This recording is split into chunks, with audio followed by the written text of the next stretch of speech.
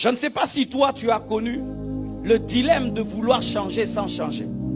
Mais moi, il m'arrivait quand j'étais païen de prendre des décisions d'arrêter avec les copines. Qui a fait ça? Il m'arrivait de dire non, je reste tranquille, après tout, ce sont les filles d'autrui. Et puis je vais rester 1 mois calme, 2 mois calme. Un jour seulement, tu te tiens devant la porte comme ça, une fille passe, tu suis. Et puis tu te dis, mais comment? Tu sens en toi qu'il y a une loi. Le bien que tu veux faire, tu n'arrives pas à le faire. Et le mal que tu ne veux pas faire, c'est celui que tu fais. Tu prends des décisions d'être gentil, et puis tu es méchant. Tu prends des décisions d'honorer tes parents, mais un jour tu leur manques du respect. Tu prends des décisions d'être humble, mais tu es orgueilleux. Des fois tu regardes ton caractère et tu es conscient que j'ai un mauvais caractère. Tu prends des décisions, mais tu ne changes pas. Mais un jour Jésus m'apparaît, il entre dans ma vie, je deviens quelqu'un de humble. Je commence à pardonner. Quand je veux mentir, j'arrive plus à mentir. J'avais un niveau de mensonge. Quand je te mens et je viens te dire la vérité, tu refuseras de croire à la vérité, tellement que le mensonge était très bien présenté. Mais aujourd'hui, si je veux te mentir, je ne saurais pas. Ma bouche refuse de mentir. Et tu vis un changement. Tu portes le fruit de l'amour, le fruit de l'humilité, le fruit de la sainteté. Le bonheur d'être chrétien, c'est d'avoir un bon caractère, une vie changée, une vie transformée. Quand tu dis je ne fais plus et tu ne fais plus. Quand tu dis j'arrête et tu arrêtes. Quand Dieu te reproche et puis tu as la force de faire le bien que tu veux faire. As-tu la force de faire le bien que tu veux faire? Tu dégoûtes ton caractère, mais tu es toujours dedans. Il se peut que tu n'es pas chrétien. Tu pleures sur un péché, tu es toujours dedans. Fais très attention. Il se peut que tu es religieux, mais tu n'as pas encore connu la nouvelle expérience. Parce que la nouvelle expérience vient avec la puissance de faire.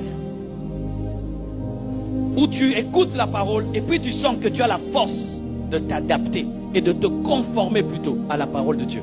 Est-ce que tu vis cela? Est-ce que tes propres frères et sœurs témoignent que tu as changé? Est-ce que ton mari témoigne qu'il vit avec une femme chrétienne? Est-ce que ta femme peut témoigner qu'elle vit avec un homme chrétien? Parce que le vrai témoignage d'un homme est dans la bouche de sa femme. Le vrai témoignage d'un mari est dans la bouche de sa femme. Le vrai témoignage d'une femme est dans la bouche de son mari. Si je prends ton mari en secret et je lui dis, dis-moi la vérité, tu vis avec un païen, une païenne ou un chrétien, qu'est-ce qu'il va dire? Il va dire vraiment, si on recommençait, jamais je ne l'épouserai. Qui épousera sa femme si on recommençait le monde? Tous ceux qui ont épousé des fausses chrétiennes vont les fuir en premier.